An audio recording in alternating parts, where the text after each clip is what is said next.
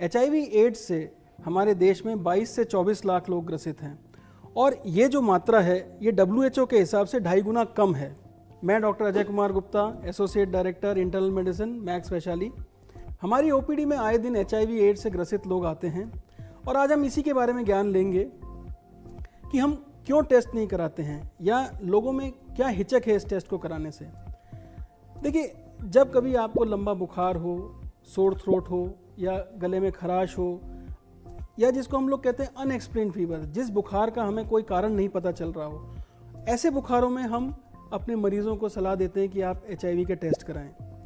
लेकिन हमारे देश में या हमारे आसपास लोगों में बहुत भ्रांतियां हैं इसके बारे में। हमें एचआईवी नहीं कराना चाहिए, ये लाइलाज है, इसका इलाज कराएंगे तो हमें दिक्कत हो जाएगी, हमें कई कॉम्प्लिकेशन हो जाएंगे, हमारा लीवर ख़राब हो जाएगा, हमारी किडनी ख़राब हो जाएगी।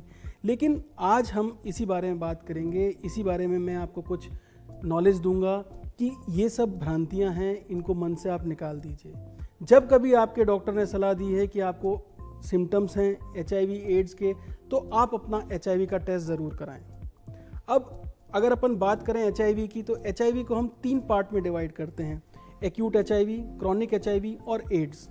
एक्यूट एचआईवी, जब आपको इन्फेक्शन हुआ, आप किसी संक्रमित खून से या संक्रमित नीडल से ग्रसित हो गए और आपको एचआईवी का इन्फेक्शन हो गया, तो आपको 2 से 4 हफ्ते में ये सब सिम्टम्स आते हैं।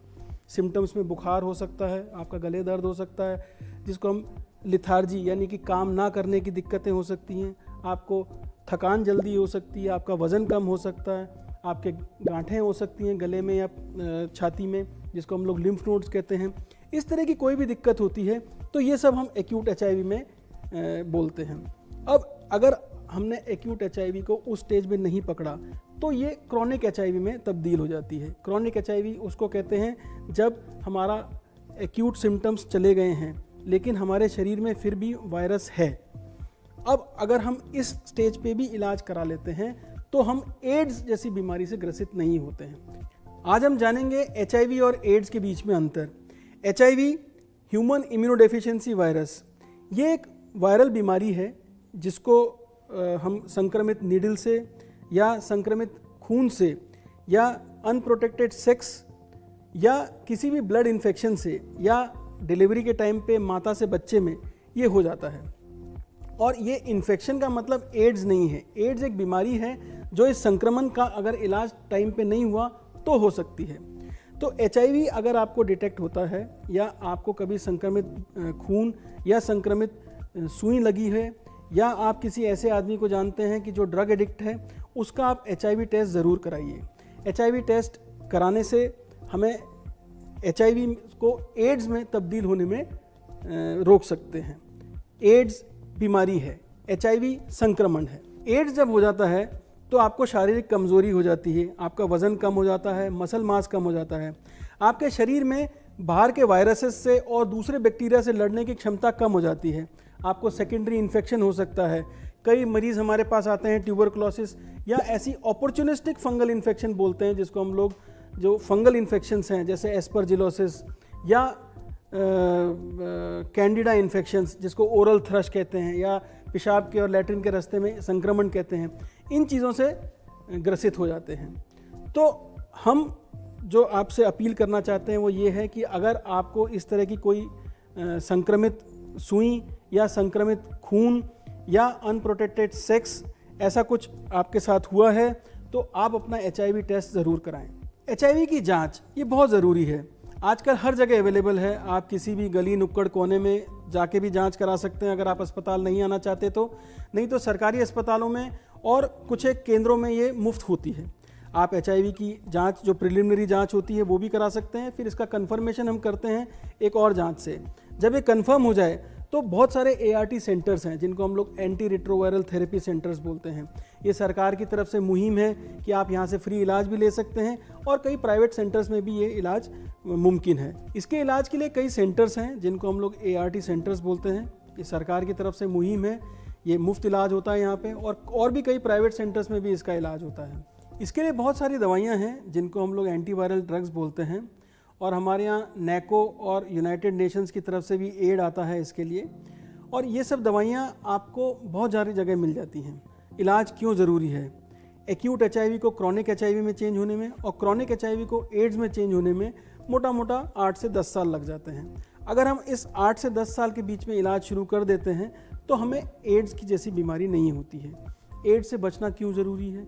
एड्स से बचना इसलिए ज़रूरी है क्योंकि आपके शारीरिक विकास नहीं होता, आपका शरीर गलने लगता है, आपकी मांसपेशियां हल्की हो जाती हैं, वज़न कम हो जाता है, आपको भूख नहीं लगेगी, फिर आपको जैसे मैंने पहले भी बताया अपॉर्चुनिस्टिक इन्फेक्शन या फंगल इन्फेक्शन से ग्रसित हो सकते हैं।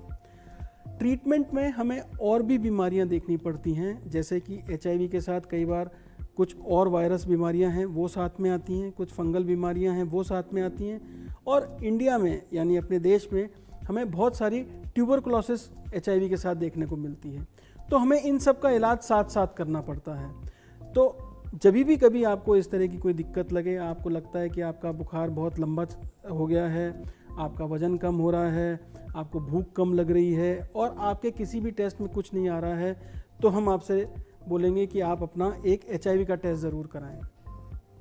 ये टेस्ट बहुत ज़रूरी है और ख़ासकर उन लोगों के लिए जो लोग अनप्रोटेक्टेड सेक्स रखते हैं या संक्रमित आपको नीडल लगी हो या संक्रमित खून चढ़ा हो। हमें ये बात जाननी बहुत ज़रूरी है कि ये छुआछूत की बीमारी नहीं है, ये छूने से या साथ बैठने से नहीं होगी।